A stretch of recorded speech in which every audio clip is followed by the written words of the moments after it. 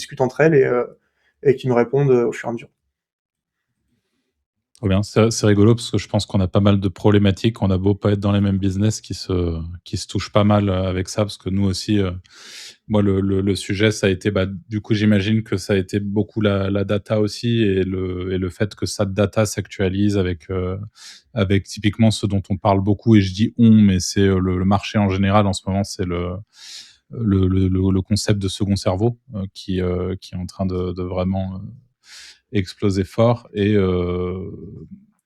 concrètement, aujourd'hui, dans tes futurs lancements, à quel point est-ce que tu vas implémenter l'IA? Tu vois, tu parlais actuellement, par exemple, chez Mindeo, c'est une agence de copywriting derrière le copywriting.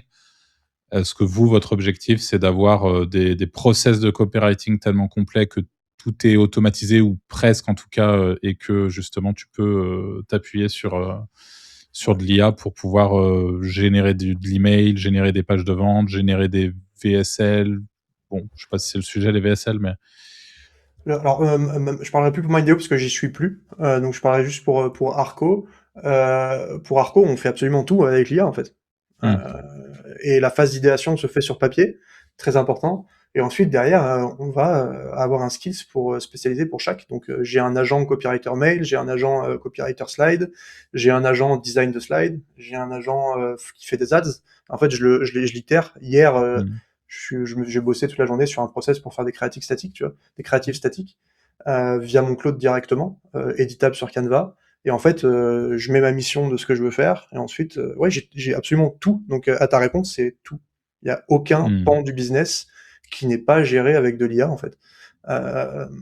Même le plot des créatifs, en fait. Enfin, tout, je n'ai pas de, j'essaye de penser, j'ai pas de vertical où il n'y a pas d'IA. Toi qui es quand même média buyer, est-ce qu'aujourd'hui c'est l'IA qui pilote tes ads? Non, non, non. Mais dans une semaine, potentiellement, oui. Ça l'est pas pour la simple et bonne raison que on est vraiment. Moi, je me bats. Je sais pas si vous avez cette même problématique sur j'appelle ça le bullshit IA. C'est en fait, tu peux faire plein de trucs, mais t'as beaucoup de trucs qui servent à rien pour le Ouais. moment et qui sont pas actionnables en fait.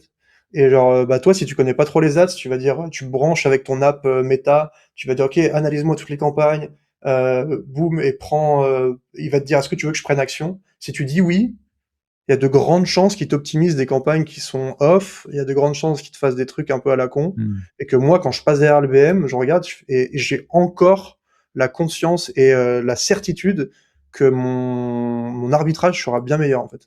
Ouais. Il y a aucun doute là-dessus. Dans 2 semaines, ça va peut-être changer.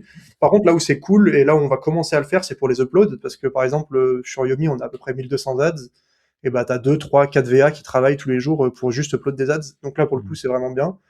Pour faire des analyses, ça peut être sympa enfin pas sympa, hyper puissant. C'est Valère qui en parlait sur une de ses vidéos et j'ai repris ça. C'est pour analyser la rétention en fait. Et d'analyser précisément c'est quoi qui fait que ça drop et voir s'il y a des patterns communs. Si tu as 400 ads en parallèle, tu as forcément un pattern, tu te dis bah ce mot-là, dès que tu le mets, tu as systématiquement une attention qui descend. Et ça, sans IA, c'est complexe. Donc plus pour de l'analyse de KPI plutôt que de la prise de décision. Ok. Ouais. Mais ça fait peur, hein, le Cloud Code relié à ton business manager. Je conseille, faites vraiment attention, hein, parce que il y a 2-3 tweets là qui sont sortis où des mecs qui spendaient des millions se sont fait bloquer leur compte parce que tu viens en interférence avec Manus.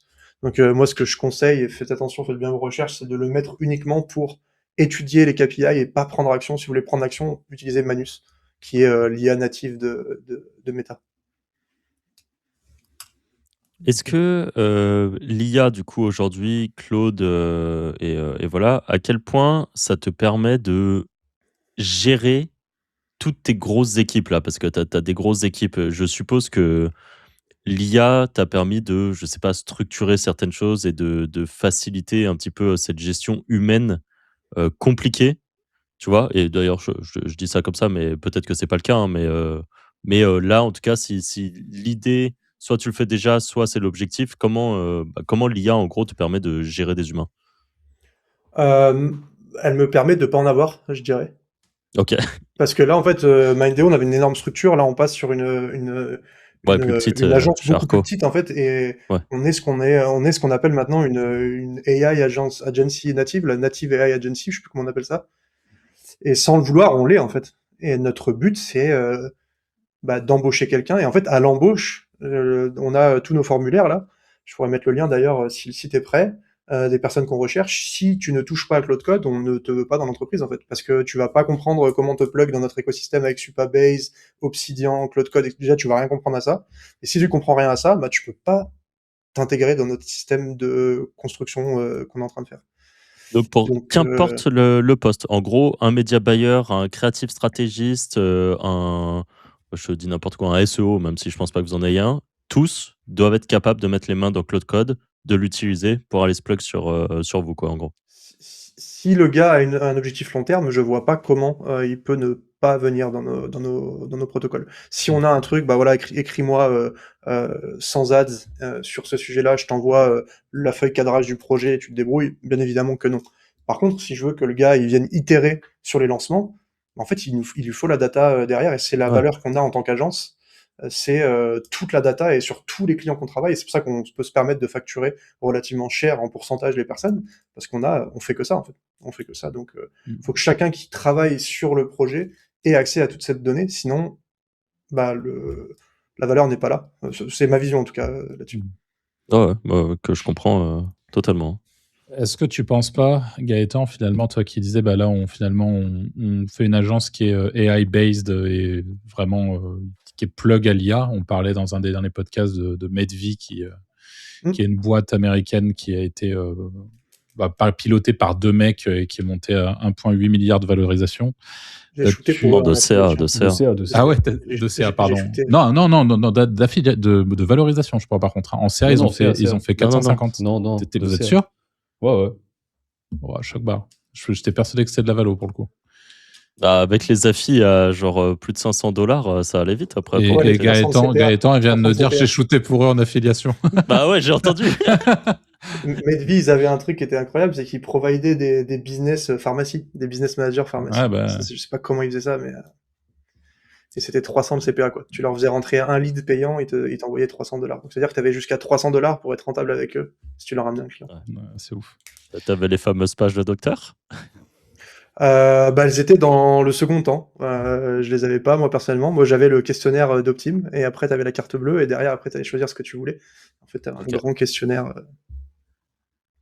Bon, ça existe toujours, je parle au du passé. coup, la question que je voulais poser, c'était est-ce que finalement, en lançant sa boîte là en avril 2026, être AI-based, en tout cas dans notre écosystème du web au sens très large, c'est pas la seule manière de monter une boîte aujourd'hui? Oui et non. Oui pour avoir de la marge, mais par contre, c'est complexe comme question, parce que moi je porte vraiment de l'importance à l'humain. Tu vois, avec mes associés, on se voit souvent, faut qu'on bosse ensemble, c'est très important. N'importe quelle personne qui va travailler avec moi va avoir ce truc-là d'humain, c'est indéniable. Par contre, ouais, je dirais pour les marges, en fait, les marges vont se réduire au fur et à mesure, parce que le coût du travail va être beaucoup moindre, les erreurs vont être moindres aussi. Tout va être plus facile plus rapidement, beaucoup moins de barrières à l'entrée, donc tout va tendre vers zéro. Donc je ne pense pas qu'il y ait un autre moyen de faire ça sur du business de service. Si tu n'utilises pas l'IA à 100%, tu as un autre edge que nous on n'a pas à notre échelle.